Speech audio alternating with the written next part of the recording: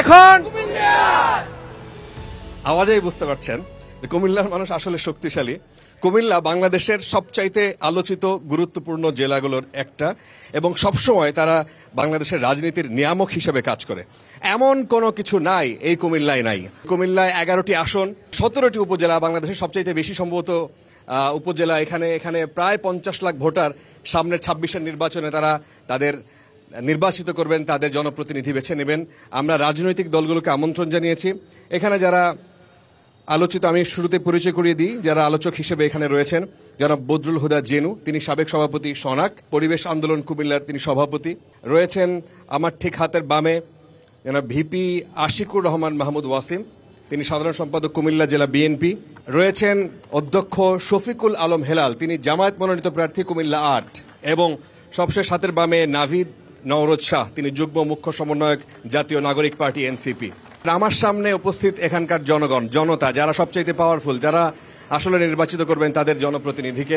আমি শুরু করতে চাই এইভাবে। এই কুমিল্লা আসলে এত সম্ভাবনাময় একটা জেলা, বাংলাদেশের ঐতিহ্যবাহী একটা জেলা। গত 5 আগস্টের আগ পর্যন্ত আমরা জানতাম যে এই কুমিল্লা কোনো না কোনো পরিবারের হাত ধরে নিয়ন্ত্রিত হয়, এমনভাবে যে এই কুমিল্লায় তারা অঘোষিত মাফিয়া ছিলেন। এই কুমিল্লা তাদের নিয়ন্ত্রণ বলা হতো যে ভাগ বাটোয়ারা হতো ড্রয়িং রুমে। আমার শুরুর প্রশ্নটা ওখান থেকেই করতে চাই যে সেই ভাগ বাটোয়ারাটা ড্রয়িং রুম থেকে এখনকার পরিস্থিতিটা কি? আমি বিএনপির প্রতিনিধি, আপনাকে এই প্রশ্নটা দিয়ে শুরু করতে চাই। এই কুমিল্লায় এখানকার যত সব অনিয়মের কথা আমরা শুনতাম, যত রকমের টেন্ডারবাজির কথা শুনতাম, এগুলো এখন কারা নিয়ন্ত্রণ করে? আপনি জানেন যে একটা নির্দলীয় সরকার এই দেশ পরিচালনা করছে।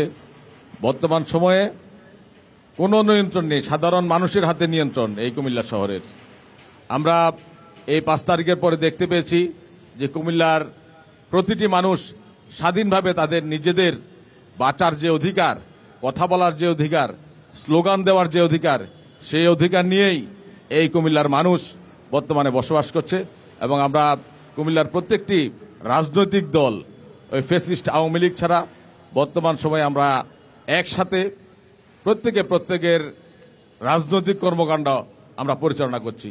কোথাও আমাদের মধ্যে কোনো বিবাদ নেই, বিরোধ নেই, ঝগড়া নেই, দ্বন্দ্ব নেই। মত প্রকাশের স্বাধীনতা, সবার স্বাধীনতা এখানে আছে। ভিন্ন মত থাকবে, আমরা মত প্রকাশ করার স্বাধীনতা বাংলাদেশে আছে। প্রত্যেকে আমরা নিজেদের মত ভিন্নভাবে প্রকাশ করব। আমার প্রশ্নটা ছিল অন্যরকম। মত প্রকাশের স্বাধীনতা যে আছে সেই বিষয়ে কোনো সন্দেহ আমার মনে হয় কারো মধ্যেই নাই। কিন্তু যেই সংকটের কথা আমরা শুনি যে কুমিল্লায় ধরেন আগের সরকারের যে ফেলে যাওয়া কাজগুলো, সেগুলো অনেক ক্ষেত্রেই অভিযোগের তীর আপনাদের দিকে। সেই কাজগুলো সেই আগের বলা হচ্ছে যে অভিযোগ যেগুলো আসছে আমাদের কাছে যে শুধুমাত্র আগের কাজগুলো সেভাবেই চলছে, অভিযোগের তীরটা আপনাদের দিকে। মানে প্রশ্নটা আমার ওখানে, এগুলো এখন কারা করছে? এগুলি কারা করছে আপনারা যদি প্রশাসনে গিয়ে খুঁজ দেন জানতে পারবেন যে এই কাজগুলি কারা করছে। কুমিল্লার উন্নয়নের স্বার্থে, কুমিল্লার মানুষের উপকারের স্বার্থে অনেক কাজের জন্য অনেক জায়গায় মানুষ বাধাগ্রস্ত হচ্ছিল, যেখানে রাস্তাঘাট কাটা ছিল, ড্রেন কাটা ছিল, মানুষ ড্রেনে পড়ে বৃদ্ধ মানুষ পা ভেঙে ফেলছিল, হাত ভেঙে ফেলছিল। এই কাজগুলি আমরা বলেছি প্রশাসনকে, কুমিল্লার সকল রাজনৈতিক দল মিলে, যে আপনারা এই কাজগুলির সমাধানের জন্য আপনারা প্রশাসনিকভাবে ব্যবস্থা গ্রহণ করুন। এটা কোনো দলীয় সিদ্ধান্ত না। আচ্ছা, দলীয় কোনো, আমি একটু এনসিপির প্রতিনিধি আপনার কাছ থেকে শুনতে চাই।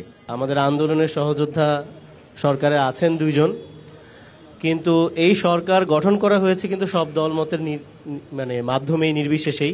এবং যারাই আছেন উপদেষ্টা মণ্ডলীতে, তারা সকলেই, তাদের সম্পর্ক তো বিভিন্ন দলের সাথে আছে। তো এখন যদি আপনি পেছনের দিকে দেখতে যান তাহলে সব দলের দিকে আসলে এই প্রশ্নটা উঠতে পারে। অবশ্যই আমাদের কুমিল্লারও একজন আছেন ছাত্র উপদেষ্টা, এবং তিনি যতটুকুই করেছেন ততটুকুই কিন্তু কুমিল্লার মানুষের উপকারের জন্যই করেছেন এবং উন্নয়নের জন্যই করেছেন।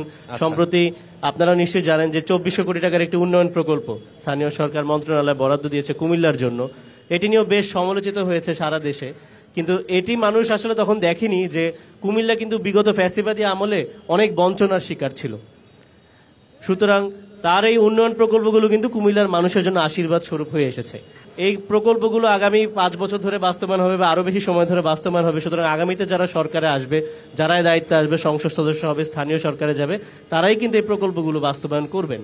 সুতরাং এই সরকারে যারাই আছেন বা যারাই দায়িত্বে আছেন তারা যে তাদের কথা চিন্তা করে বিভিন্ন প্রকল্প অনুমোদন দেয় বা এই ধরনের কিছু একদমই না, বরং মানুষের কথা চিন্তা করে কিন্তু তারা কাজ করছেন বলে আমরা মনে করি।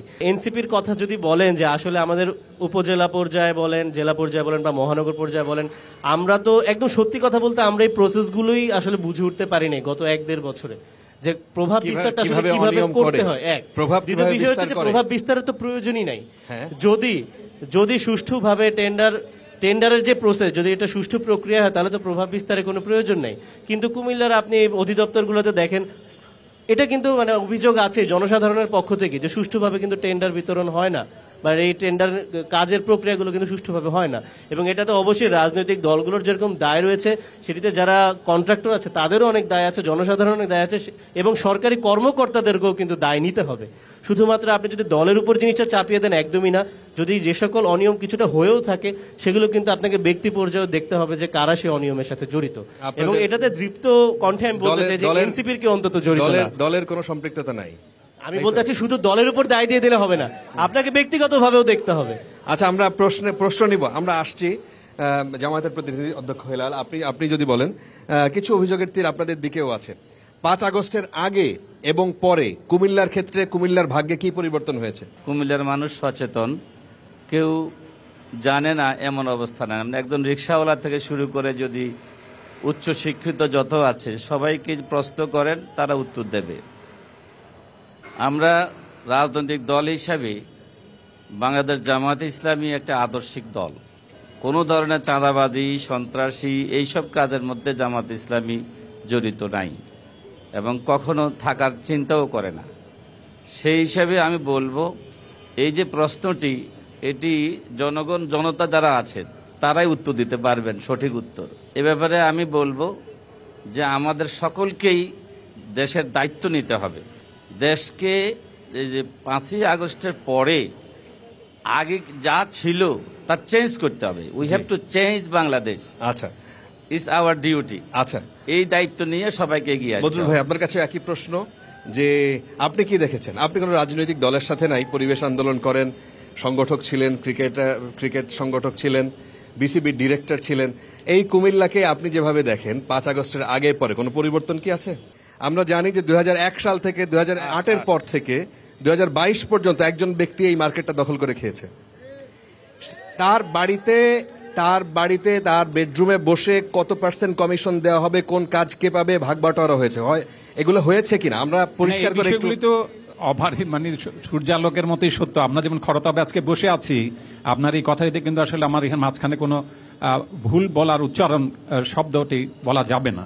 কিন্তু এটি হয়েছে বলেই তো এই পরিবর্তনের জন্য আমরা এখন আশাবাদী হয়ে উঠছি যে সামনে আমাদের এই পরিবর্তনটি দরকার। এবং এটি টাউন হলের সম্পত্তি, এবং টাউন হল থেকে ইজারার নামে যেটা ছিল প্রতি বছর যেভাবে এটা নবায়ন করার কথা ছিল সেভাবে নবায়ন করেনি। সেই জন্য হয়তো যারা এই কর্তৃপক্ষ এবং যিনি সেই ক্ষমতাধর ব্যক্তি ছিলেন তার যে কর্তৃত্ববাদী মনোভাব, এ দুটি জায়গায় আমরা কিন্তু ঠিক করতে পারিনি। এবং আমরাও অনেক সময় নির্বাক বা নিশ্চুপ ছিলাম, যাদের যখন যেভাবে কথা বলা দরকার ছিল। আমরা আজকে যেভাবে কথা বলছি এই যে উন্মুক্তভাবে এরকম কথা বলবার মধ্য দিয়ে কিন্তু আমাদের পরিবেশটি পরিবর্তিত হবে। আমরা কিন্তু এইভাবে কথা বলিনি সকলের, আমি নিজে বুকে হাত দিয়ে বলি, আমরা অনেকেই কথাগুলি বলিনি, নিজেকে কিভাবে বাঁচাবার জন্য সেখানে আড়ালে চলে গিয়েছি। কিন্তু আমাদের সমাজেরও দায়িত্ব আছে, সামাজিকও দায়িত্ব আছে, নাগরিকদেরও দায়িত্ব আছে। আমরা আমাদের বাসার সামনে একটা রাস্তার কাজ হচ্ছে, সেখানে কন্ট্রাক্টর কেন তার শিডিউল মতো কাজটি করে না সেই বিষয়টা আমরা জিজ্ঞাসা করতে পারি। এরকম পরিবেশ কিন্তু আমাদের মধ্যে ছিল না। কিন্তু আমরা সকলে মিলে এই পরিবেশটি তৈরি করতে হবে যে না, এটি কুমিল্লার মানুষের কাজ, কুমিল্লার মানুষ এটাকে ব্যবহার করবে, তিনি কন্ট্রাক্টর হিসাবে কুমিল্লারই নাগরিক, তিনিও কিন্তু এই পথ দিয়ে হাঁটবেন। কিন্তু আমাদের দুর্ভাগ্য হলো সত্য, এই জায়গাটি কিন্তু আমাদের সংস্কৃতির মধ্যে নেই, চর্চার মধ্যে নেই। কিন্তু এগুলিকে বদল করতে হবে বলেই তো আমাদের এই 2024-এর অভ্যুত্থানটি হয়েছে। এই প্রসঙ্গে একটু আমার যারা অডিয়েন্স আছেন তাদের কাছ থেকে একটু কোনো প্রশ্ন যদি থেকে থাকে হাত তুলেন, আমাদের মাইক্রোফোন পৌঁছে যাবে। জি, এখন যে রাস্তার উপরে বালু রেখে, রড রেখে, সিমেন্ট রেখে কাজ করছে, আমরা কতটুকু পারছি আগের চেয়ে আরো সংশোধন হতে এবং কি পরিবর্তন হতে? আমরা পরিবর্তন দরকার। পরিবর্তনের জন্য বর্তমান নতুন সরকার এসেছে। আগামীতে আমরা কিভাবে পরিবর্তন হবো এই অঙ্গীকারটা আমি এখানে ঊর্ধ্বতন নেতৃবৃন্দ তিনজন নেতা আছেন এবং একজনকে নাগরিক সমাজের নেতা আছেন, ঊর্ধ্বতন সবাই আছেন, তাদের কাছে জানতে চাই। আচ্ছা, পরিকল্পনাগুলো শুনবো সব দলেরই। অন্য কারো প্রশ্ন? ক্ষমতা পালাবদল হওয়ার কারণে এটা উচ্ছেদ হয়েছে। আমরা জানতে চাই এই দীর্ঘ 17 বছর এই জায়গা থেকে যারা মেনটেন করেছেন যে টাকার উৎসগুলো কোথায় গেল, বা যারা এটাকে রেখে দিয়েছিল, আবার আমাদের ডিসি মহোদয় শুধু এখান থেকে নামগুলো পরিবর্তন করেছেন, যারা এই টাকা লেনদেনের সাথে ছিল এই টাকাগুলো কোথায় উদ্ধার হলো, আইন কোনো প্রয়োগ হলো কিনা এটা আমরা দেখি নাই। আর এই 5ই আগস্টের পরে আমরা দেখেছি কুমিল্লা শহরে যে টেন্ডারবাজি সেটা চলমান, এবং যে বহুতল ভবনগুলো, ভাই যেখানে ফারিয়াজ ভাই যেটা বললেন যে আমাদের শহরটা নগর হয়েছে, বহুতল ভবন হয়েছে, সেগুলোর কোনো পরিকল্পনা ছিল না। এই 5ই আগস্টে টেন্ডারবাজি চলমান, এখনো চলমান, এবং কারা করে এটা আমাদের সামনে নেতৃবৃন্দরা আছেন, তারা আগে বলবে, তারপর আমরা ওই প্রশ্ন থেকে আমরা উত্তরটা নিব বা আমরাও প্রশ্ন করব। কিন্তু আপনি যে বহুতল ভবনগুলোর কথা বলছেন, 5ই আগস্টের পর আজ অবধি অনেকগুলা টেন্ডার হয়েছে যে বহুতল ভবন নির্মাণের। আমরা বিগত সময় দেখেছি যে নির্মাণ করার জন্য মালিক পক্ষ থেকে অনেক টাকা ডিমান্ড করে সেই প্রকল্পগুলো বাস্তবায়ন দেওয়া হয়তো সিটি কর্পোরেশন থেকে, বাহার এবং সূচি তাদের টেবিলে বসেই সেই ভাগবাটোয়ারাগুলো হতো। ঠিক তেমনি 24-এর পরও সেটা হচ্ছে। তাই এখনো যদি সেটা চলমান থাকে তাহলে পরিবর্তনটা আসবে কোত্থেকে? আচ্ছা, এই প্রসঙ্গে আর কোনো প্রশ্ন? বর্তমান উপদেষ্টা, ছাত্র প্রতিনিধির যে উপদেষ্টা, আপনি দেখবেন প্রত্যেকটা টেন্ডারের মধ্যে, শিডিউলের মধ্যে আপনি দেখবেন উপদেষ্টা মুরাদনগরে যতগুলো কাজ হয়, কুমিল্লা জেলার মধ্যে কোনো উপজেলায় এত কাজ হচ্ছে না। এটার কারণ কি? আপনার কাছে আবার ফিরতে চাই যে এই টেন্ডারবাজিটা এখনো চলমান। আরো একটা প্রশ্ন আসছে, প্রসঙ্গ আসছে, যারা তার আগ পর্যন্ত এই অরাজকতার সাথে, অনিয়মের সাথে, দুর্নীতির সাথে জড়িত ছিল, তারা আসলে কোথায় গেল, এবং তাদের অনেক লোক এখনো কাজ করে এরকম অভিযোগ আছে, এবং সেটা অন্যদের ছত্রছায়ায়। এই বিষয় নিয়ে আপনি একটু বলবেন কিনা? টেন্ডারবাজি বলতে আমি বুঝি যে টেন্ডার প্রক্রিয়ায় বর্তমানে সকলেই উন্মুক্তভাবে অংশগ্রহণ করছে। এখানে কোনো রাজনৈতিক দল নেই। বিভিন্ন জায়গায় উপরন্তু আমরা দেখতে পাচ্ছি যে আপনি এখন, আমি বললে অনেক রাজনৈতিক দলের উপরেও আসবে, আমি নাম উল্লেখ করে বলে দিতে পারবো যারা, আমি বলতে চাই না এটা এখানে, কারণ আমরা আপনার এলাকার কথা অন্তত বলেন, এখানে বলতে তো কোনো অসুবিধা নেই। আমি এলাকার কথা বললে তো পুরাটাই তো কুমিল্লাই তো আমাদের এলাকা। হ্যাঁ, পুরো কুমিল্লার কথাই বলছি। পুরা কুমিল্লাই সবাই টেন্ডারবাজি করে, টেন্ডারে অংশগ্রহণ করে, কাজ নেয়, কাজ করে। কোন রাজনৈতিক দলের এত বড় শক্তি আছে? কারা কি সংসদে গিয়েছে? আপনাদের প্রধানমন্ত্রী হয়েছে? সবচেয়ে বেশি বিএনপির শক্তি তো সবচেয়ে বেশি এখানে। বিএনপির শক্তি বেশি নাই, বিএনপির সমর্থন বেশি। বিএনপি গণমানুষের দল, বিএনপিকে মানুষ পছন্দ করে। এটা বিএনপির শক্তি না, এটা জনগণের শক্তি। আমি বলবো যে জনগণ বিএনপিকে পছন্দ করে, এই জন্যই বিএনপি বাংলাদেশের সবচেয়ে বড় রাজনৈতিক দল। আচ্ছা, সকল পর্যায়ে বিএনপির সমর্থন আছে। আচ্ছা, একই প্রশ্ন আপনাকে আবার ঘুরে ফিরে একই জায়গায় যায়। আর আপনি একটা প্রশ্ন করেছিলেন যারা বিগত সরকারের আমলে কাজ নিয়েছিল, এই কাজগুলি এখন কারা দেখাশোনা করে? আমি বলবো এটা কুমিল্লার প্রশাসন, কুমিল্লার এসপি সাহেব, ওসি সাহেবরা জানে এই কাজগুলি কারা করছে, কিভাবে করছে। এই কুমিল্লার বর্তমান ওসি এসপিরা তাদেরকে বিভিন্নভাবে সমর্থন দিয়ে রেখেছে, তাদেরকে জিয়ে রেখেছে। এখনো কোন সন্ত্রাসী অস্ত্রধারীদেরকে এখনো আমরা গ্রেফতার করতে দেখিনি। কারা অস্ত্র প্রদর্শন করেছে আমাদের 4 তারিখ পর্যন্ত, কারা আমাদের উপরে গুলি বর্ষণ করেছিল, সেই অস্ত্রগুলি এখন উদ্ধার হয়নি। যেহেতু এটা সীমান্ত এরিয়া, এখানে অস্ত্রের ব্যবসা, এখানে মাদকের ব্যবসা, এখানে স্বর্ণের চোরাচালান, এখানে যেহেতু এখানে এই এলাকায় অনেক বেশি মানুষ বিদেশে থাকে, এখানে হুন্ডির ব্যবসা খুব পপুলার, আমরা সেটাই জানতাম পত্রিকা মারফত এতদিন। সেই জায়গায়ও রাজনৈতিক দলগুলো নিয়ন্ত্রণ করত। কারা করে এখন? এখন আসলে নিয়ন্ত্রণটা হচ্ছে জোর যার মুল্লুক তার, এরকম একটা বিষয় চলে এসেছে, এবং এলাকা ভিত্তিক। কার জোর? জোর এখন কাদের? সেটা তো আমি সেই বিচারের ভার জনগণের হাতেই ছেড়ে দিলাম। যেমন টেন্ডারের বিষয়ে আমি যেটা বলতে চাচ্ছিলাম, এনসিপির জোর নাই। এনসিপির জোর আসলেই নাই। আপনারা একটু আগে শুনলেন যে বাংলাদেশের সবচেয়ে বড় রাজনৈতিক দল কোনটা, আপনারা তো একটু আগেই শুনলেন।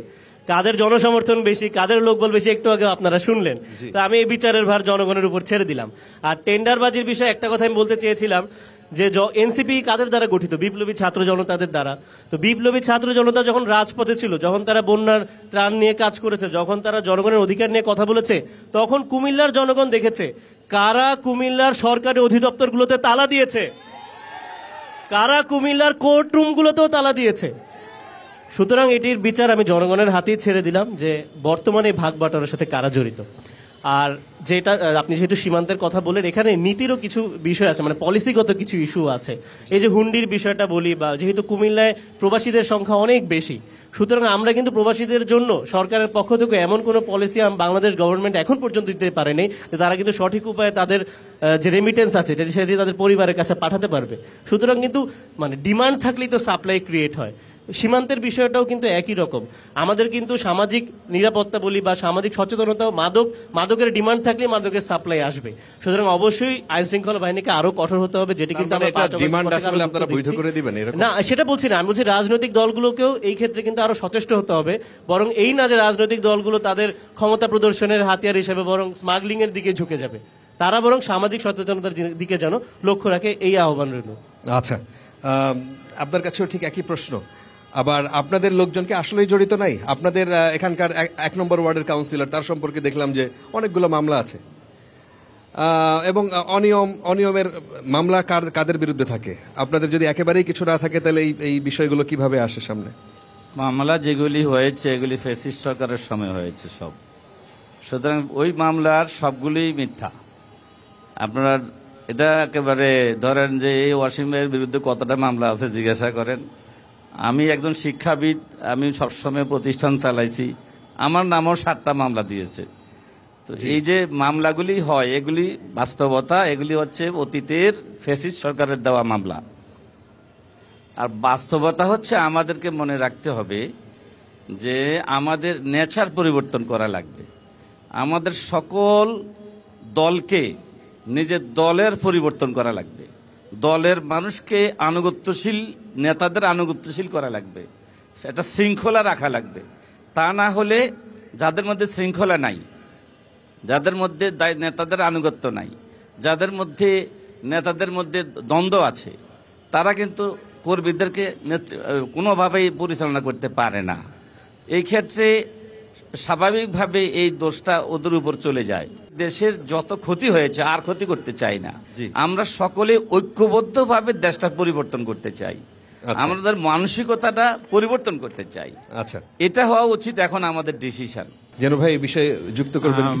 আমি আসলে বলতে চাই যে প্রথমে যে একটি বিষয় টেন্ডারবাজি এবং মাদকের বিষয়টি, এই যে ওয়াসিম সুন্দর বলেছেন যে প্রক্রিয়া, কিন্তু যারা প্রক্রিয়া করবেন তারাই কিন্তু সর্ষের ভিতরে ভূত। এখান থেকে কিন্তু তথ্যগুলি পাচার হয়ে যে অন্যকে এই ধরনের সুবিধাগুলি দেওয়ার জন্য কাজ করে। অর্থাৎ আমাদের রাষ্ট্রযন্ত্রের যে মেকানিজমটা আছে, এই মেকানিজমটা যতক্ষণ না পর্যন্ত পরিবর্তন করতে পারবে ততক্ষণ পর্যন্ত এটি যিনি যোগ্য লোক তিনি এই কাজটি পাবেন না, পাওয়ার জন্য তার যোগ্যতা অর্জন হবেন না। এই সমস্ত নিয়ম কানুন করে দিয়ে এমন একটি জগাখচির অবস্থা করে রেখেছেন, যোগ্য লোকদের হাতে কখনো উন্নয়নমূলক কাজের ঠিকাদারি তারা পেতে পারেন না, পেতে পায় না বা পায় না। এটা হচ্ছে একটি আমার মনে হয় একটি কারসাজি। এই জায়গাটাই কিন্তু আমাদের নজর দিতে হবে। জি, ধন্যবাদ। কুমিল্লা সিটি কর্পোরেশন মানে বিভাগীয় শহরের বাইরে গাজীপুরের পর, আমরা গাজীপুর একটা বড় জেলা, নারায়ণগঞ্জ আছে, নারায়ণগঞ্জ সিটি কর্পোরেশন আছে, কিন্তু কুমিল্লাকে একটা সিটি কর্পোরেশন ঘোষণা করা হয় এই কারণে যে যাতে অনেক বেশি শৃঙ্খলায় আসে।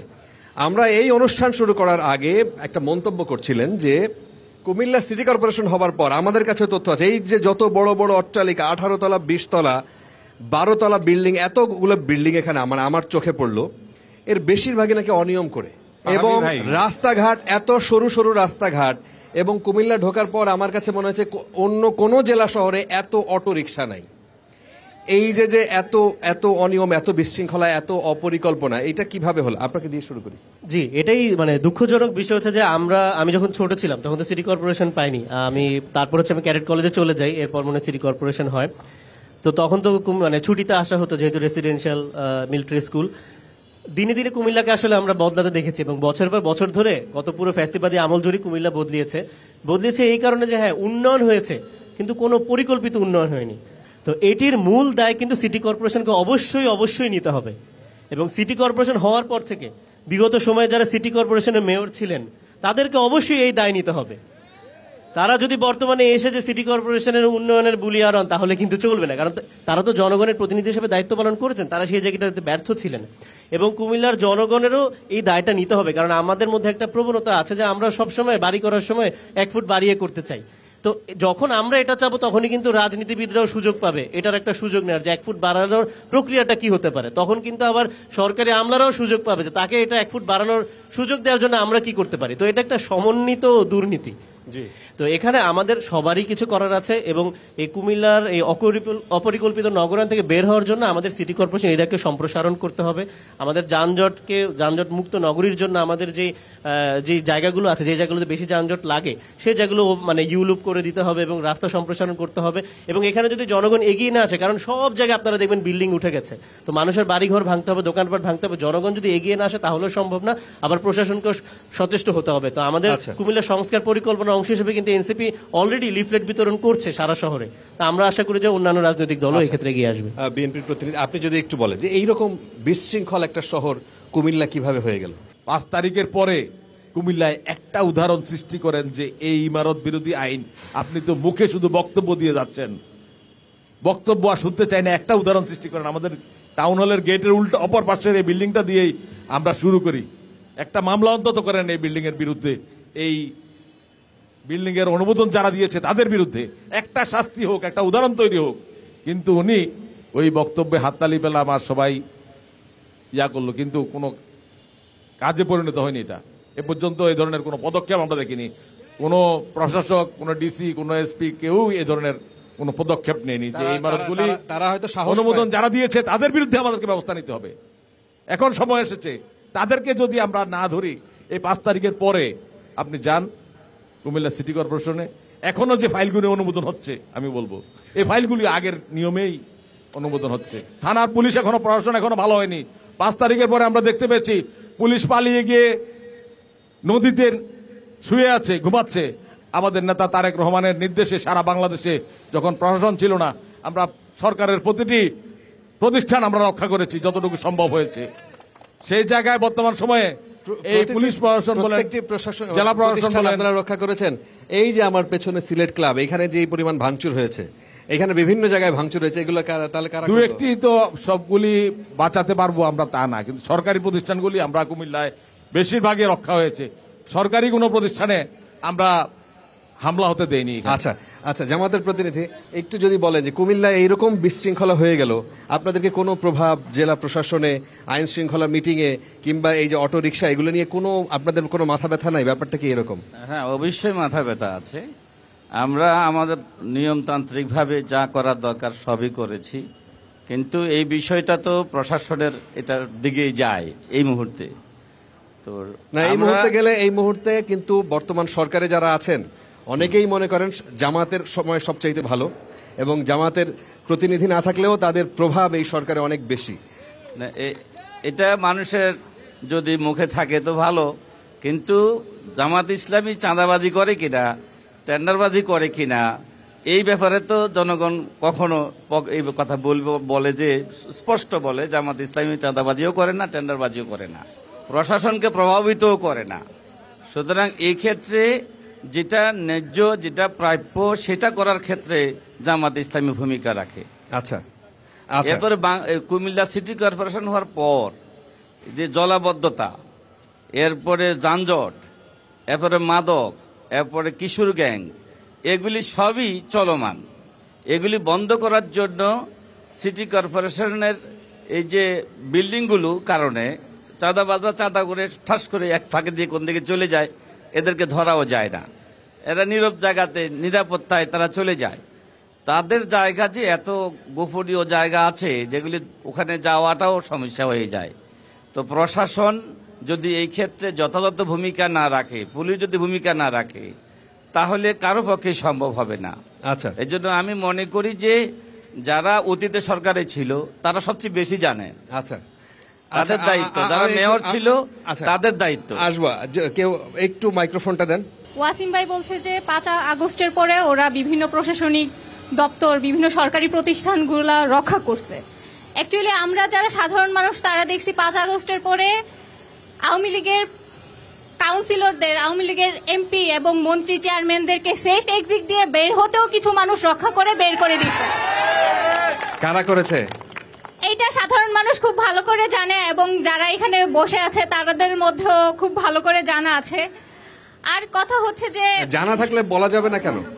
হ্যাঁ, এখন আমরা যারা এখন মনে করি যে সবচেয়ে বেশি ক্ষমতাবান, আমরা যারা এখন মনে করি সবচেয়ে বেশি ক্ষমতাবান, তাদের আওয়ামী লীগের পরবর্তী স্থানটা তারা নিবে, তারাই করেছে। তারাই করেছে। এখন আচ্ছা আচ্ছা আচ্ছা আসবে আপনার কাছে আসবে। জি, দলীয় আন্তঃকুন্দলের জন্য লাস্ট কয়েক সপ্তাহ যাবৎ কুমিল্লাতে কি অরাজকতা সৃষ্টি হচ্ছে, ককটেল বিস্ফোরণ হচ্ছে, গোলাবর্ষণ হচ্ছে। যদি আমি কি বলতে পারবো তাহলে দলীয় লোকরাই সন্ত্রাসবাদ পালন করছে, কারণ তাদের দলের আন্তঃকুন্দলের মাধ্যমে গুলাগুলি হচ্ছে, ককটেল বিস্ফোরণ হচ্ছে। তাহলে সন্ত্রাসবাদ কে প্রশ্রয় দিচ্ছে? একটু যদি উত্তর দেন। আমরা আওয়ামী লীগারদেরকে রক্ষা করেছি নাকি? এই ধরনের অবান্তর কথা, শিশুসুলভ কথা এখানে বলা আসলে ঠিক না। আওয়ামী লীগের বিরুদ্ধে 17 বছর বিএনপি লড়াই করেছে, তখন যখন এনসিপির জন্ম হয়নি। সুতরাং বিএনপির বিরুদ্ধে এই ধরনের অভিযোগ করে আমরা প্রত্যেকের গায়ে, আমার নিজের গায়েও গুলি আছে। চেয়েছিলাম যে আমরা মিল্লা জিল্লা কুমিল্লা সবাই মিল্লা জিল্লায় বক্তব্য রাখবো, কোন রাজনৈতিক দলের বিরুদ্ধে আমি কথা বলতে চাই না। সাইফুল ইসলাম হিরো, তাকে যেভাবে আমাদের লোকজন যারা এই যে হিরু ভাই, হুমায়ুন পারভেজ, অনেকে গুম হয়েছে, খুন হয়েছে। আমাদের এই শহরেও আমরা কতবার যে ওদের মুখোমুখি হয়েছি, কতবার গুলি বর্ষণ করেছে, তারা আমাদের উপর হামলা করেছে। এই ধরনের কর্মকাণ্ড আর কোন রাজনৈতিক দল করেছে কিনা কুমিল্লার মাঠে, এটা কুমিল্লাবাসী জানে। সুতরাং আমাদের বিরুদ্ধে এই ধরনের অভিযোগ দিয়ে কোনো লাভ হবে না। আচ্ছা, আর একটা জিনিস বলি, মতকে শ্রদ্ধা করতে হবে, সে যত বয়সে ছোট হোক বড় হোক। এইটাই 5 আগস্টের সবচেয়ে বড় শিক্ষা আমাদের, যে আমরা সবার কথা শুনবো। আমি স্টেডিয়ামের দুর্নীতি সম্বন্ধে বলবো। 5 তারিখের পরে কি দুর্নীতি হয়েছে এটা আমি বলবো। 5 তারিখের পরে ক্রীড়াঙ্গনরা অ্যাডক কমিটি থাকবে, কিন্তু দুঃখের বিষয় ক্রীড়াঙ্গনের লোকরা একটা লোকও যেতে পারে নাই অ্যাডক কমিটি, 2-1 ছাড়া 7 জনের ভিত্তিতে। আর এনসিবির লোক ঢুকাইছে, জামাতের লোক ঢুকাইছে, এখনো কিবরিয়া স্ট্যান্ড নাও এখনো আছে। সে ফুটবল লাতি দিছে কবে, কি খেলাধুলা কবে করছে আমার জানা নাই। আওয়ামী লীগের কোন নেতা যদি অ্যারেস্ট হয়, এনসিবির নেতারে যায় আগে। Thank you. আচ্ছা, এনসিপির নামে নাকি কোনো অভিযোগ নাই, একটু বলবেন? এনসিপির কেউ ক্রীড়াঙ্গনের অ্যাডহক কমিটিতে নেই, এটা আমি নিশ্চিত করলাম। উপদেষ্টার ওখান থেকে নাকি? প্রথম কথা হচ্ছে উপদেষ্টা তো এনসিপির না, বরং বর্তমানে পেপার পত্রিকা দেখা যায় তিনি বিএনপির হয়েও নির্বাচন করতে পারেন। এটা হচ্ছে একটা আলাপ। দ্বিতীয় আলাপটা হচ্ছে এনসিপির তালিকাভুক্ত কোন সদস্য কুমিল্লার ক্রীড়াঙ্গনের অ্যাডহক কমিটিতে নেই। পদাধিকার বলে উপদেষ্টা অনুমোদন দিবে না কে অনুমোদন দিবে, এটা তো সরকারের বিষয়। এটা তো এই দায়টা আমরা কেন নিব? বরং আমরা একবার শুধুমাত্র স্টেডিয়ামে একটা প্রোগ্রাম করার জন্য, একটা মিটিং রুম বরাদ্দের জন্য আবেদন করেছিলাম, আমরা সেই আবেদনও পাইনি। এমনই কিংস পার্টি আমরা। তাহলে আপনাদের হাতে এই বিচারের ভার ছেড়ে দিলাম। আমরা এক পত্রিকা একটা রিপোর্ট দেখলাম যে একটা ওষুধ যেটার দাম 100 টাকা, সেই ওষুধটা এখানে 1100 টাকা বিক্রি হয়েছে। হাসপাতালে ওষুধ কেনাকাটা সহ কয়েকটি খাতে 24 কোটি টাকা দুর্নীতির খবর আমরা ওখানে দেখলাম। এটা কিন্তু 5 আগস্টের পরের ঘটনা, এটা মাস 3-4 আগের একটা এবং প্রতিবেদন। কুমিল্লা মহানগর এবং কুমিল্লা মেডিকেল কলেজ হাসপাতালের নেতাকর্মীরা একে অপরের বিরুদ্ধে এই অভিযোগ তুলে তারা প্রকাশ্যে এসে এই ঘোষণাগুলো দিয়েছেন। আমি কি আপনার কাছ থেকে একটু শুনবো যে এই বিষয়গুলো, মানে আপনাদের দলের মধ্যেও এই বিষয়গুলো নিয়ে মানে আপনাদের অবস্থান কি? এই স্থানে কোন ধরনের দুর্নীতি আমরা বরদাস্ত করব না। আমি আপনাকে আগেই বলেছি যে কুমিল্লার 5 তারিখের পরে কুমিল্লার প্রশাসনিক কর্মকর্তারা যেন এই গত 15 বছরে যা খাই করেছে এর চেয়ে বেশি সব জায়গায় খাই করছে। সব জায়গায় প্রশাসনিক কর্মকর্তারা এর জন্য দায়ী।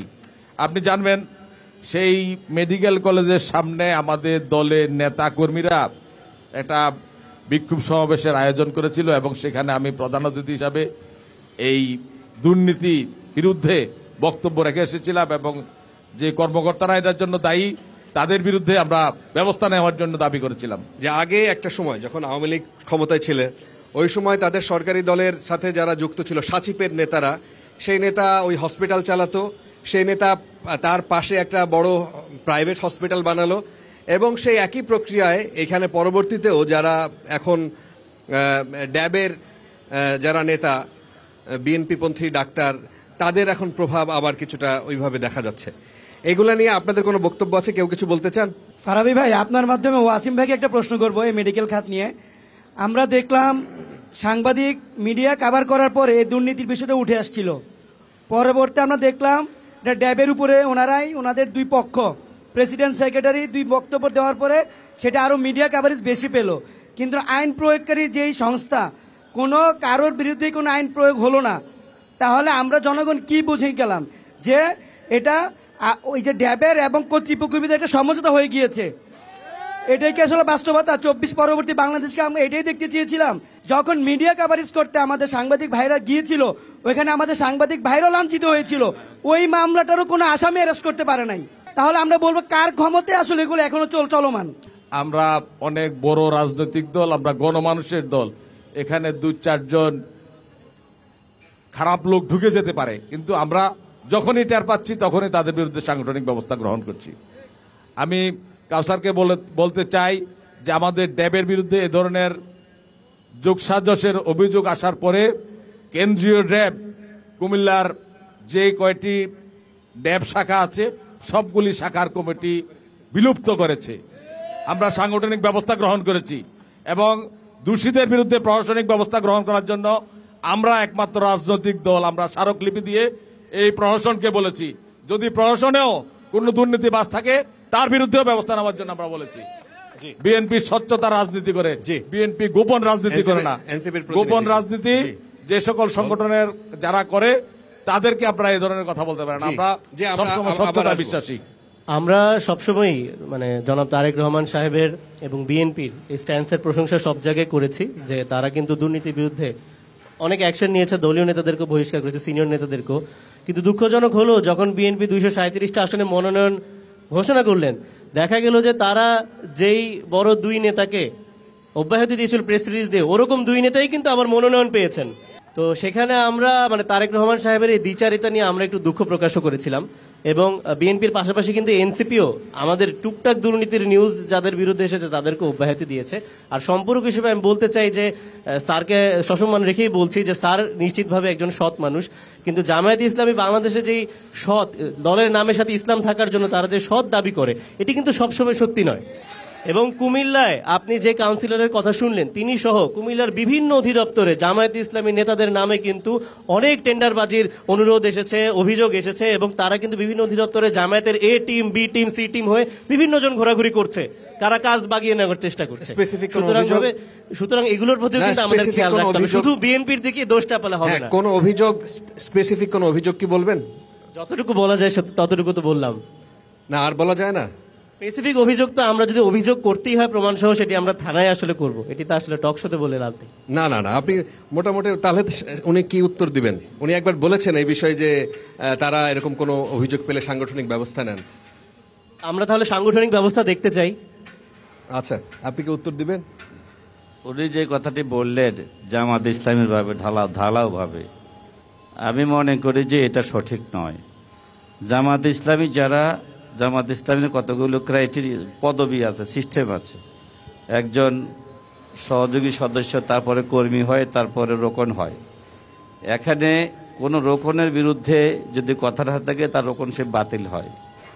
আমরা দেখেছি বাংলাদেশ জামাত ইসলামীর এই ধরনের কাজের সাথে আমার জানা মতে কেউ জড়িত নাই। 2 নাম্বার কথা হলো, যদি জড়িত থাকে তাহলে আমরা একেবারে এট দ্যাট মোমেন্ট অ্যাকশনে যাই। আর একটা, যেহেতু বাংলাদেশ কোনো বিচ্ছিন্ন, জামাত ইসলামী কোনো বাংলাদেশ থেকে বিচ্ছিন্ন দল নয়, 2-1 জনের কারণে পুরা জামাত ইসলামের উপরে আঘাতটা আনা ঠিক নয়। না স্যার, এই কথাটা এই কারণে বলেছি যে আমরা বিএনপি এবং এনসিপির পক্ষ থেকে কিন্তু বহিষ্কার অনেকগুলো দেখতে পেয়েছি দুর্নীতির অভিযোগে। জামায়াতের এরকম কিছু আমরা দেখতে পাইনি। তো একটা দলের 100% লোক সৎ, এটা তো আসলে অবিশ্বাস্য একটা বিষয়, যেখানে আমরা কুমিল্লাতে অনেক অভিযোগ দেখতে পাই। আপনারা কি বলেন? 100% কেউ বলবে না, 100% কেউ পৃথিবীর বলতে পারবে না 100% সৎ। এটাও আমি বলি না যে 100% সৎ। আমি বলছি যারা রোকন, জামাত ইসলামের যারা রোকন পর্যায়ে আছে তাদের মধ্যে 100% সৎ। এটা আর বাকি যারা কর্মী আছে এবং সমর্থক আছে তাদের ক্ষেত্রে এইটা কি আপনারা সার্টিফিকেট দিয়েছেন? স্যার সাংগঠনিক মার পেয়েছে এ টিম, বি টিম দিয়ে স্যার দুর্নীতিগুলো চলছে স্যার, এটা তো খুবই দুঃখজনক। এ টিম, বি টিম মানে কি? এটা হচ্ছে আপনাকে বুঝতে হবে, একটা দল মানে আমাদের দেশে বাংলাদেশ জামাত ইসলামীর মতো যে দলটা আছে, আপনি বাংলাদেশে আর একটা দল দেখাইতে পারবেন রিয়েলি অন্তরে হাত দিয়ে যে এর চেয়ে ভালো দল আছে? কাছে তো দেখাতে আমার দল পারবেন না। সবচেয়ে আপনি ভালো, জনগণকে আমার কাছে তো আমার দল জিজ্ঞেস সবচেয়ে ভালো, করেন, এবং আমরা সৎ। বিএনপি বাংলাদেশের দেখাতে পারবেন সবচেয়ে না। ভালো দল। বাংলাদেশ বিএনপি সবচেয়ে বাংলাদেশের ভালো মানুষের এটা দল। যার আমি যার বলবো। দল সম্পর্কে আমি সে অতীতে একদম বুকে হাত দিয়ে বলতে পারি ছিল। যে আমার দলটাই বাংলাদেশের সবচেয়ে ভালো আমি রাজনৈতিক বলি, দল। যার মানুষের যার জন্য কথা যারা সে কাজ করে, বলবে। দেশের জন্য কাজ কিন্তু করে, স্বাধীনতার জন্য কাজ করে, দেশের বিএনপির স্বাধীনতা, কথা শুনেন। সার্বভৌমত্ব, গণতন্ত্র রক্ষার জন্য নিজের দলকে- এই দলটাই একমাত্র কাজ করে। বিএনপি যে আজকে নিজের দলকেই আপনি কন্ট্রোল যে করতে পারে বললেন না, যে আপনি শুধু ভালো যে মানুষের দল, নিজের দলকে এটা আসলে ঠিক control না। করতে পারে না। বিএনপি সবসময় সে কি করে বাংলাদেশের ভালো দেশের মানুষের দেশ দল। control করবে? আমরা নিজের বিগত দলের সময় মধ্যে, দেখে এসেছি, কুমিল্লার মধ্যে গত এখনো দেখতে পরশুদিন পাচ্ছি যে বিশাল এক বিএনপিতে মারামারি যে হয়েছে সকল চকবাজার। নেতৃত্ব আছে, বিএনপির সুতরাং এই নেতারা মারামারি বর্তমান সময়ে এবং এই continue বাংলাদেশের চলছে। জন্য, সব বাংলাদেশের জায়গায় গণতন্ত্র চলছে। প্রতিষ্ঠা করার জন্য, সুতরাং বাংলাদেশের স্বাধীনতা, এটা সার্বভৌমত্ব বুঝতে রক্ষা করার হবে- জন্য বিএনপি এখনো কাজ করে যাচ্ছে। বিএনপি যে সারা দেশে নিয়ন্ত্রণ করছে এককভাবে, আপনি যেহেতু নামেও উচ্চারণ করে বলছেন দলের, আমিও চাচ্ছিলাম না দলীয়ভাবে কোনো কথা না বলতে, আপনিও চাচ্ছিলেন না, এখন যেহেতু উচ্চারণই করছেন বলতেই হয়। বলেন। আপনার বিএনপি বাংলাদেশে দুর্নীতির মধ্যে আপনার তারেক রহমানকে কেন বিদেশ থেকে বিতাড়িত হলো? কেন তারেক রহমান এখন আপনাদের পর্যন্ত- নেতাদেরকে কেন ফাঁসি দেওয়া হলো? না, কথা আপনাদের শুনুন। নেতাদেরকে কেন ফাঁসি দেওয়া হলো? এটা স্যার, বলেন। সেই তারেক সরকারে কিন্তু রহমান আপনারাও দেশে অংশীদার গেছে। ছিলেন স্যার, সেটা জোট সরকার ছিল। তারেক রহমানকে নিয়ে এটা তো আপনি জোট কথা বলতে সরকার ছিল, পারেন এটি না। বিএনপি এটা তারেক রহমান দায় দিলে আসেনি। হবে না। আপনাদের নেতাদেরকে তো ফাঁসি দেওয়া হয়েছিল। আমাদের- আপনাদের বিরুদ্ধে, নেতাদের সব বিরুদ্ধে এটা যারা আপনার- মন্ত্রিত্ব পেয়েছিল আপনার তাদের বিরুদ্ধে দলের দুর্নীতির মামলা আছে, সেক্রেটারি জেনারেল দুদকের এবং মামলা খালেদা এখনো জিয়া আছে। নিজেই বলেছেন, আপনারা এদেরকে যে ভালো অন্যায়ভাবে মানুষ ফাঁসি দেওয়া এটা হয়েছে। বলতে পারেন না। আপনি আচ্ছা, বলেছেন যে আপনাদের আমরা- রোকনরা ভালো, আমরা- শুধু রোকনরা ভালো হলে হবে? আচ্ছা, আমরা আর সাধারণ কেন্দ্রীয়- নেতাকর্মীরা কি হবে? এগুলো কেন্দ্রের কর্মীরাও আলোচনা। ভালো হওয়ার প্রক্রিয়া থাকবে। এটা কেন্দ্রের আলোচনা, এগুলো নিয়ে অনেক কথাবার্তা হয়। আমরা স্থানীয়, আমরা কুমিল্লায় থাকতে চাই। হ্যাঁ, সেটাই। আমরা কুমিল্লায় যদি থাকতে চান, কুমিল্লার- কুমিল্লায় না, না, এই যে আপনি যেখানে আপনি ছিলেন, গত কয়েক সপ্তাহে জি। এই যে নমিনেশন পাওয়ার পরে যেই পরিমাণ বিএনপির মধ্যে আন্তঃকন্দল এবং সীমাহীন এটা মারামারি। বড় না। বড় সংসারে এটা- বড় সেটা- রাজনৈতিক দল এটা এটা থাকবে। একেবারে- আপনাদেরও হয়েছে সেটা সেই চান্দিনা, দলের আপনাদের বিষয়। প্রার্থীকে আমাদের- আমরা দেখেছি কর্মীরা মেরে মাইক আমাদের- নিয়ে গেছে। ওইরকম আমরা আপনাদের মধ্যে আছে। রেগুলার মারামারি এটা হয় না। আপনাদের লোক কম, সেজন্য মারামারি কম। আপনারা আপনাদেরটা বলতে পারেন। আমরা একটু আপনাদের সদস্য কম, সেজন্য মারামারি কম। ছিলাম। যে পরিবারের সদস্য সংখ্যা বেশি, হসপিটাল ইস্যুতে এই ছিলাম। পরিবারের জেনে ভাই। ঝামেলা থাকবে। ফারাবি, আর এগুলি আমাদের সাংগঠনিক কর্মকাণ্ড। জেনে ভাই, একটু যদি বলেন। জনতা ফারাবি ভাই। এগুলিকে নিয়ে আমরা এগিয়ে যাবো আমি ইনশাল্লাহ। হেলাল ভাই, ওয়াসিম এবং নওরোজের কথা শুনে বিশেষ করে আমাদের দেশে কিন্তু সৎ শব্দটা খুব আপেক্ষিক। আমরা সৎমার চরিত্রটা কিন্তু জানি। সৎমা বলতে কি বোঝায় আমি জানি না, কিন্তু তার চরিত্রটা কিন্তু আমরা সকলেই জানি, তিনি সৎমা। তো আমাদের সমাজের এই শব্দগুলির মধ্যে দিয়ে কিন্তু রাজনীতিতে ভালো মন্দ মিলিয়ে সবকিছু থাকবে এবং শতভাগ সততার সাথে, এবং কোনো দলে এই কথাগুলি বলা অত্যন্ত কষ্টকর। হয়তো দলের আদর্শ এবং উদ্দেশ্য থাকবে তারা সকলে যত ন্যায় নীতির মধ্য দিয়ে পরিচালিত হয়, এটা তো তাদের অবশ্যই নীতিমালার মধ্যে থাকবে। তারপরও কেউ কেউ যদি বিপদগামী হয়ে যায়, এটার জন্য দল অনেক সময় তাদেরকে বহিষ্কার করে শাস্তি দেয়। এনসিপি কি প্রত্যাশা করে এবং তাদের পরিকল্পনা কি? কয়টা আসন পাবেন আপনারা? আমরা প্রত্যাশা করি যে আমরা প্রতিটি আসনেই ইনশাআল্লাহ একটা লড়াই গড়ে তুলতে পারবো, এটাই আমাদের প্রথম প্রত্যাশা। এবং আমরা 11টা আসনেই আপনাদের প্রার্থী থাকবে? ইনশাআল্লাহ আমরা 11টা আসনেই প্রার্থী দিব, এবং আমাদের প্রায় 11টি আসনেই কিন্তু এখন পর্যন্ত মনোনয়ন ফর্ম তোলা হয়েছে, বা একটা দুটো বাকি আছে, সেটিও আগামী কালকের মধ্যে হয়ে যাবে। কয়টি পাওয়ার সম্ভাবনা প্রত্যাশা রাখেন? তাই সেটাই বললাম যে একটা তো আমরা পাবোই ইনশাআল্লাহ, একটা। আচ্ছা কুমিল্লা 4। আচ্ছা, আর হচ্ছে যে আমরা বাকি আসনগুলোতে আমরা লড়াইয়ের প্রত্যাশা রাখি, আর বাকিটুকু আসলে আমরা জনগণের হাতে ছেড়ে দেব। কারণ এটা অস্বীকার করার উপায় নেই, সাংগঠনিকভাবে আমরা একটি নতুন রাজনৈতিক দল, আমাদের সাংগঠনিক শক্তি দুর্বল হতে পারে, কিন্তু জুলাইতে যে গণ অভ্যুত্থান হয়েছে এটা বাংলাদেশের সবাই জানে। জি। এবং এই গণ অভ্যুত্থানের মাধ্যমে হাসিনার ফ্যাসিবাদের পতন হয়েছে। সেই গণ অভ্যুত্থানের রাজপথ থেকে উঠে আসা দল হচ্ছে গিয়ে জাতীয় নাগরিক পার্টি এনসিপি, এবং সেই বিপ্লবী ছাত্র জনতা গণ অভ্যুত্থানের স্পিরিটকে সমুন্নত রেখে কিন্তু আগামী নির্বাচনে অংশগ্রহণ করবে। আমাদের গণ অভ্যুত্থানে অন্যান্য দলও অংশীদার ছিলেন, এটিও আমরা কখনো অস্বীকার করিনি। বাংলাদেশের প্রতিটি মানুষ এই গণ অভ্যুত্থানের অংশীদার, কিন্তু আমরা এই যে রাষ্ট্র সংস্কার পরিকল্পনা, যে গণ অভ্যুত্থানের স্বপ্ন ছিল, সেটিকে আমরা এগিয়ে নিয়ে যেতে চাই। তো আমরা বিশ্বাস করি যে আমরা ভোটারদের দ্বারে দ্বারে যাব। যে সবচেয়ে আমাদের দলীয় গানগুলোর মধ্যে একটা কথা আমার সবচেয়ে প্রিয়, যে জুলাইয়ের সন্তানেরা আসবে দ্বারে দ্বারে, ক্ষমতা আসুক নেমে জনতার কাতারে। তা আমরা বিশ্বাস করি আমরা যদি জনগণের দ্বারে দ্বারে যেতে পারি এবং যদি একটি সুষ্ঠু নির্বাচন হয়, তাহলে একটি ব্যালট বিপ্লব হবে, এবং এনসিপি ইনশাআল্লাহ কুমিল্লা 11টি আসনের মধ্যে মানে অধিক সংখ্যক আসনে ইনশাআল্লাহ আমরা জয় করতে পারবো। আচ্ছা, জামায়াতে ইসলামের কি পরিকল্পনা? 11টি আসনে আপনারা কি প্রত্যাশা করেন এবং আপনাদের পরিকল্পনা কি পুরা কুমিল্লা নিয়ে? নির্বাচন করে প্রত্যেকেই বিজয়ের জন্য, কেউ পরাজিত হওয়ার জন্য নির্বাচন করে না। আমরাও সে একই পরিকল্পনায় প্রত্যেকটি আসনে বিজয়ের লক্ষ্যে নির্বাচন করছি। এবং আমি বলবো, এনসিপি যেমন একটার বিষয়ে কনফিডেন্ট যে তাদের এটা তারা পাবে বলে বিশ্বাস করেন, যদি হ্যাঁ, সুষ্ঠু নির্বাচন হয়। আমরাও সবগুলির ব্যাপারে কনফিডেন্স, সবগুলোর বিষয়ে সবগুলির বিষয়ে আমাদের কনফিডেন্ট আছে। আচ্ছা, কারণ আমাদের জনগণ প্রপারলি চিন্তা করছে। এবং আমি যেমন বরুড়ায় কথাই বলবো, আমার আসন না কম বেশি যদি একটু বলেন যে কোনটা একটু বেশি আপনাদের কনফিডেন্স বেশি, কোনটা একটু কম? এটা আসলে এভাবে ক্লাসিফিকেশন করার সময় আসে নাই। আচ্ছা, এটা তো সময় হবে, আরো তো সময় আছে। সুতরাং একটা পর্যায়ে গিয়ে এগুলো আসে। আর সবচেয়ে বড় কথা হলো জনগণ যেদিকে ধাবিত হয় তারাই কিন্তু ক্ষমতায় আসে। যেমন আপনার 91 সালে তো আওয়ামী লীগ মনে করেছিল যে আওয়ামী লীগ ক্ষমতায় চলে আসবে, কিন্তু আসতে পারে নাই। জি, তাই এভাবে কিন্তু কেউ যদি মনে করে ক্ষমতায় চলে আসবে, সেটা কিন্তু নাও হতে পারে। আচ্ছা, সুতরাং এর উদাহরণ আছে। আমরা মনে করি যে দেশের মানুষ একইভাবে যেটা চায়, জি, সেটা প্রত্যেকটা মানুষের কাছে গেলে দেখে যায়, তারা বলে যে আমরা অতীতে যাদের ক্ষমতা দেখেছি তাদেরকে দুর্নীতির মধ্যে আমরা পেয়েছি। সুতরাং এবার আমরা ফ্রেশ একটা দলকে বা অন্য একটা দলকে আমরা ক্ষমতা দেখতে চাই। আচ্ছা, সুতরাং যে এই দিক থেকে আমি মনে করি যে বাংলাদেশের মানুষ আমাদের দলকে বেছে নেবে। আচ্ছা, আচ্ছা, কুমিল্লা সবগুলো আসনে বিএনপির কি প্রত্যাশা? বিএনপি প্রত্যাশা কুমিল্লা অনেক। 4 সহ, যেহেতু এনসিপি কুমিল্লার কনফিডেন্ট। প্রতিটি আসনে বিএনপির প্রার্থীরা আপনি জানেন অনেক অগ্রগামী। আমি আশা করব যে আগামীর যে নির্বাচন, এই নির্বাচনের স্বতঃস্ফূর্ততা থাকবে। এই নির্বাচনে জামাত ইসলামী, এনসিপি সহ আওয়ামী বিরোধী যে রাজনৈতিক দলগুলি আছে সকলে মিলে আমরা একটা ভোট যুদ্ধে অবতীর্ণ হব, যেটার মধ্যে দেশের সর্বস্তরের মানুষ উৎসব মুখর পরিবেশে ভোট দিবে। কারণ গত 17 বছরে মানুষ তাদের ভোটাধিকার প্রয়োগ করতে পারেনি, যার কারণে কিন্তু এই নির্বাচনটা নিয়ে এত আগ্রহ মানুষের মধ্যে। 17 বছরে তাদের অনেক আওয়ামী লীগার, যারা আওয়ামী লীগ করে তারাও কিন্তু কেন্দ্রে গিয়ে ভোট দিতে পারেনি। কারণ আওয়ামী লীগের ওই নির্বাচনগুলিতে সন্ত্রাসীরা একটা ব্যারিকেড দিয়ে রাখতো যে সাধারণ আওয়ামী লীগেররাও যাতে সেখানে যেতে না পারে। তাদের ভোটও তাদেরকেও বিশ্বাস করতো না তারা, যে তারাও হয়তো গিয়ে তাদের বিরুদ্ধে ভোট দিয়ে দিতে পারে, তাদের প্রার্থীর বিরুদ্ধে।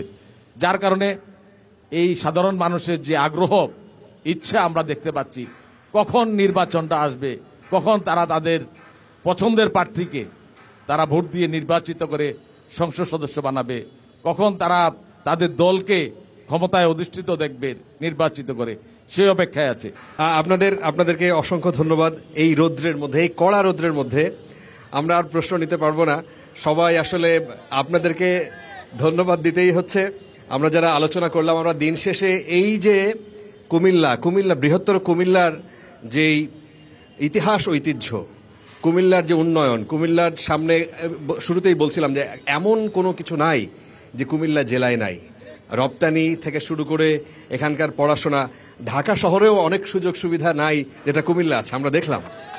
সো এই কুমিল্লাকে সাজানো গোছানো একটা কুমিল্লা হিসেবে আগামীতে এই নেতৃত্ব তৈরি করবে, সেই প্রত্যাশা রেখে 26-এর নির্বাচন আজকে কুমিল্লা থেকে এখানে শেষ করছি। আগামীকাল অন্য কোনো জেলায় দেখা হবে। সবার জন্য শুভকামনা।